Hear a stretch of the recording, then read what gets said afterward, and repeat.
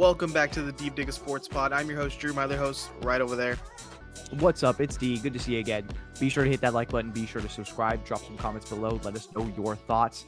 We're digging into some NIL stuff with a big name quarterback.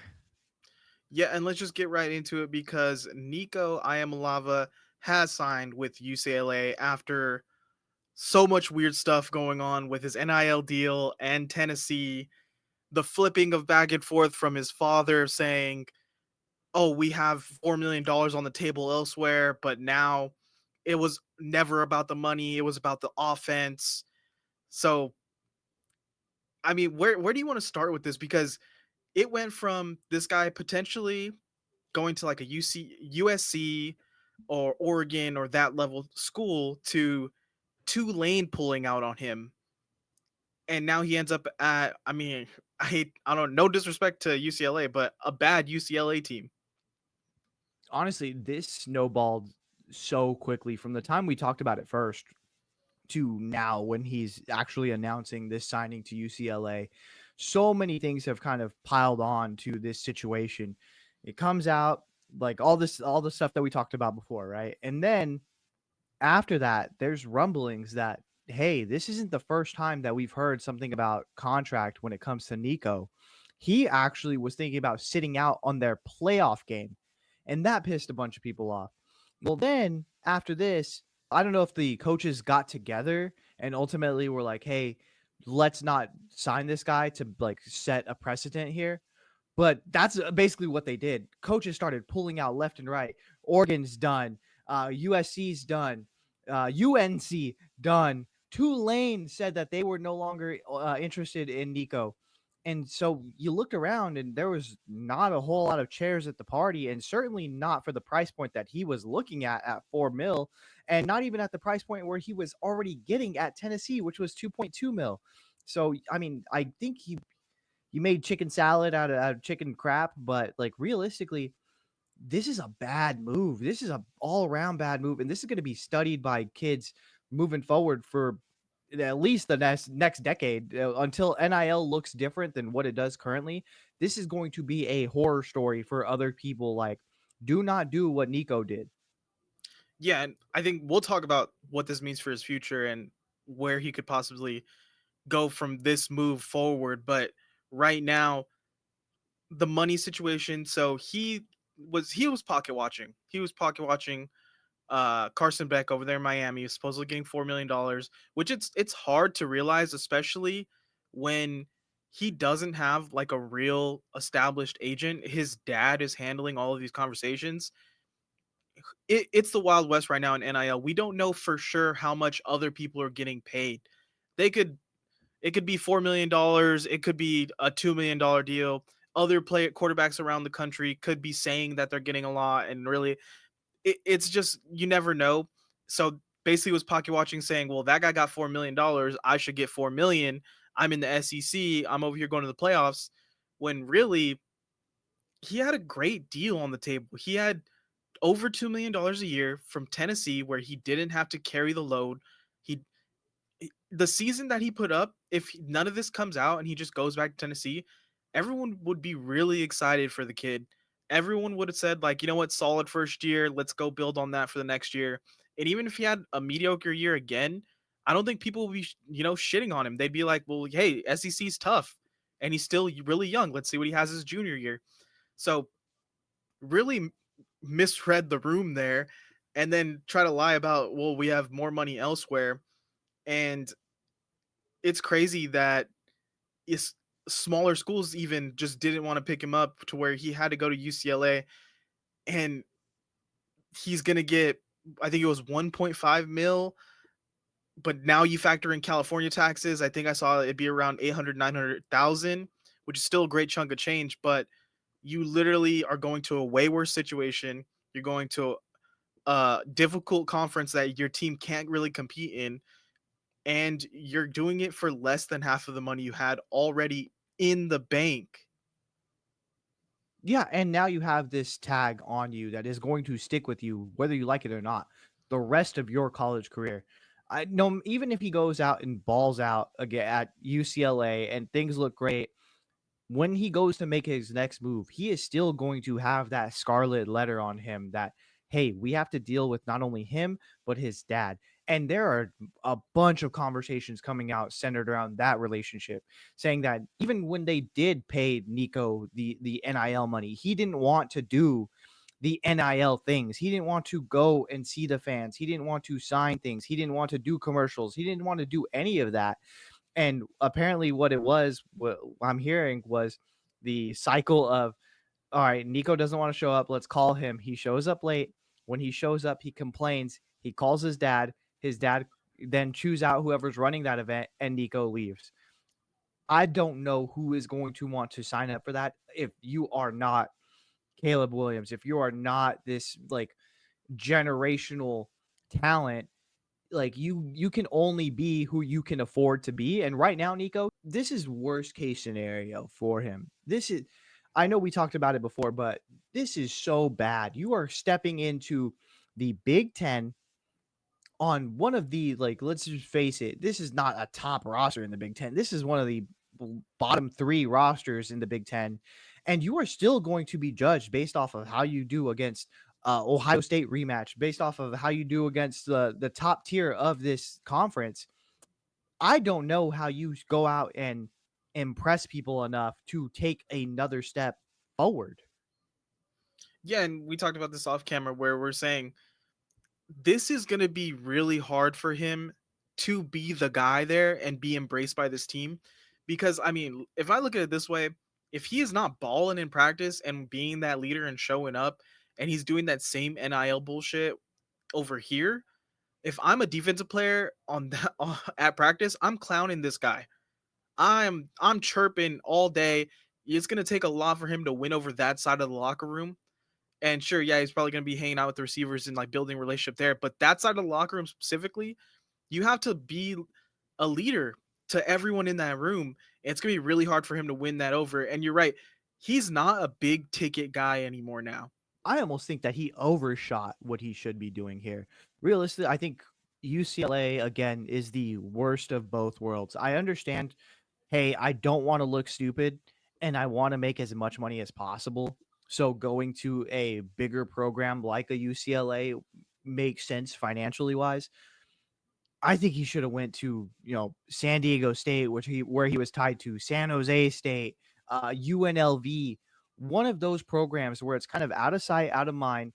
You're not going against an Ohio State, but you have marquee games where like, okay, this is a big opponent, but it's someone that's semi on our own level.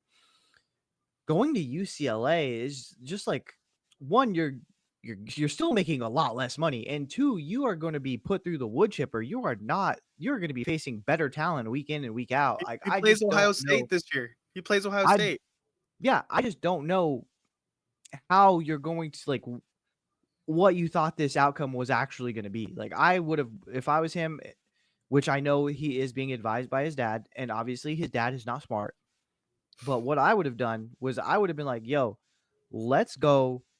Even Big 12 would have been better. Let's go to a Big 12 school where we know that the defenses aren't as harsh. We know that it's more likely it's going to be a gunfight. We can run up our numbers in the Big 12. We could be Shador in the Big 12. We can do that. Instead, you're going to the Big 10 where it's like, we've seen UCLA struggle just last year, their first year in the Big Ten. Like, I don't understand what the end game here is with this. I mean, is it a move to another Big Ten school or moving back into the SEC? Either way, I don't think this year is going to accomplish that. I think yeah, you're completely right. I think he would have been perfect for the Big 12 and try to put up numbers. But even then, I think a smart move would have been where can we get the least amount of notoriety from the media, from the public, and go put up a decent season with individual stats. And then we'll come back, say that we have a different attitude, we have a fresh perspective on it, we're ready to get back to an elite team. And now he's just going to be, like, do you think really LA was the spot for him to fix his ego? Like, this is the area, because everyone goes and they become a better person in LA. No, he's gonna be over here trying to do commercials and shit and really feeling like I'm that guy still. So I would have loved to see him Go to the Mountain West, go to the MAC, go to the Sun Belt, go do anything else than look bad in the Big Ten for a Big Ten school. I mean, even I don't know what the eligibility where that lies anymore because I know Pavia got his JUCO years cleared for eligibility. So even if he went JUCO for a semester and just put up 20 touchdowns and then sat some of the rest of the games and been like, "Hey, I'm a reformed person. I didn't lose a year of eligibility. Come get me. I'm still that 5-star guy you guys all know. I learned a lot from this." Like anything other than trying to act like, "Oh, people want me. I'm going to get 4 mil," and then look stupid at the end. I mean, we see it all the time in the NFL. Is the quarterback's best friend, especially a high name quarterback's best friend, a year away, a year out of the spotlight? And instead, I don't think that's going to happen for Nico. I think that he is going to continue to be a story. And I think that college football fans are going to love to hate this guy. I think that even if he is on an irrelevant program, people are going to tune in and be like, "Oh, dude, did you see Nico sucked against the X team? Do you see he did this? Do you see that pick he threw?" I feel like people are going to actively hate watch this guy. And I think that him and his dad are going to like instead of veering away from that, they're going to play into it and try to be like, "Oh, we're going to overcome this." Good luck. I just think stepping away from the limelight and stepping away from a lot of the attention would have been best for him. Instead, he has Colin Cowherd announcing his move to UCLA, saying it was never about the money. It was always about this offense. And people already know that's bullshit. People know that this is a blatant, bold-faced lie. And instead of just kind of sinking into the dark about it, you got one of the foremost TV personalities to announce this move, this big, bold-faced lie. When it blew up in your face after this quote unquote Dan Lanning call to wreck the whole situation, all you had to do was say, "Hey, this wasn't the place for me. I think I have to go out there and look for something different." Just be a little he just had to be a little bit humble. And then when he got to the new place, just say, "Hey, listen, I think I'm here now. This is the spot for me. And like I think this is what's gonna be best for my future." Boom. That's all you had to say.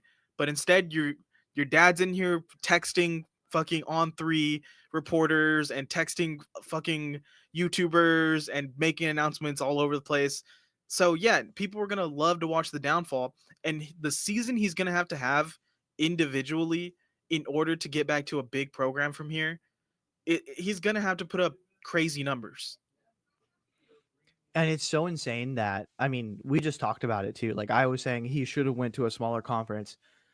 A team that he was tied to was Tulane in the American, and they backed out. Like, so I just don't know how many options he did truly have. I mean, I've never seen so many coaches just be like, "No, we're taking this guy off of our board." Like, "Hey, you know what? We're not even going to have the conversation with the guy." It is crazy what they've done. Like what he and his dad have done to his career. I don't know if that label is going to stick with him, but just looking at it this year and what he had to do in this transfer portal, he is going to have such an uphill battle. I mean, it's just be who you can afford to be. And he wasn't fucking Johnny Football out there last season. He wasn't Tim Tebow. Like he's putting up like mediocre numbers in the SEC. So this was the wrong time to say, "Oh, you need to bring me my money." Like that's complete wrong time, misjudgment, and it just makes you. I can see where the teams are pulling out because it's like, well, if they're gonna misjudge themselves to this extent and still not try to do some kind of PR and clean up the situation, I don't even want to touch this hot mess. Yeah, I mean, it's insane. I Call don't know. call Drew Rosenhaus right now and fucking hire him as your agent and have him fix your fucking career because that's the only way you're getting out of this. Yeah, I think he should realistically fire his dad from being his agent. I would look at this situation and be like, "Hey, you cost me right off the rip just this year, over $1 million. Are you going to be able to get that back for me? I doubt it. I need a professional. I need a better team in here. I need more guidance. I need someone who actually knows the business. And I did see someone was talking about it, and that college GMs and coaches hate when a player is represented by their parents, because ultimately you can have these shady deals where, hey, I'm Tennessee, we're going to give you 2.2 mil. Okay, great. Well, then the parent could go out and talk to whoever, because they don't have to worry about burning that bridge, because there's no other clients. There's nobody else that is going to sit there and be like, okay, hey, remember when you burned me on the last player? Well, you have this one up and now it's my turn. There's no repercussion for that. This guy, I know he has his brother. I don't think his brother's as good. I don't think he's ever going to get to that level. So we'll see. Yeah, I mean, it's going to be a lot easier now for people to hate watch a Big Ten UCLA game than if he was in the American or the Sun Belt or something. So yeah, And even then, it's gonna be. nobody watches UCLA. But they Nobody are now. cares. They They are are. gonna like They are now. nobody's gonna watch nobody's gonna watch these games. What they're gonna do is they're gonna box score watch, and they're gonna be like, oh yeah. Or someone is going to clip the interceptions, and that's what they're gonna watch. No one's gonna sit there and watch a UCLA. I know I'm not. I love college football. I'm not gonna watch a UCLA game. Fuck that. But I think the thing is too, it's not gonna matter really how up or down he is all year.